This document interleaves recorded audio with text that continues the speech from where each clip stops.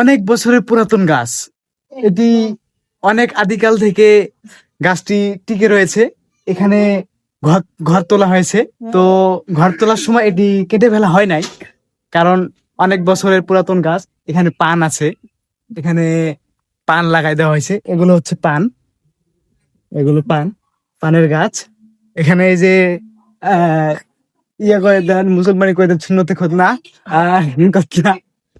এখানে নাম্বার আছে, যদি লাগে কারো নিয়ে যেতে পারেন।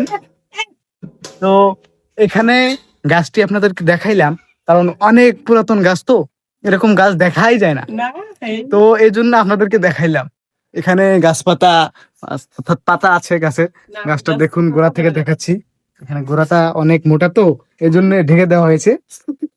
এই যে পান গাছ লাগানো হয়েছে, আর মাটি দিয়ে দেয়, এর জন্য পান গাছ লাগানো হয়েছে, ঢাকা দেওয়া হয়েছে। এই যে গাছটির রাতে দেখাইলাম, এখানে ভূত থাকে শোনা যাচ্ছে, এখানে ভূত থাকে। এখানে কুকুরটি আছে, এখানে। গাছটির গোড়া আস্তে আস্তে খেয়ে যাচ্ছে, কারণ অনেক 50-100 বছরের গাছ, পুরাতন গাছ।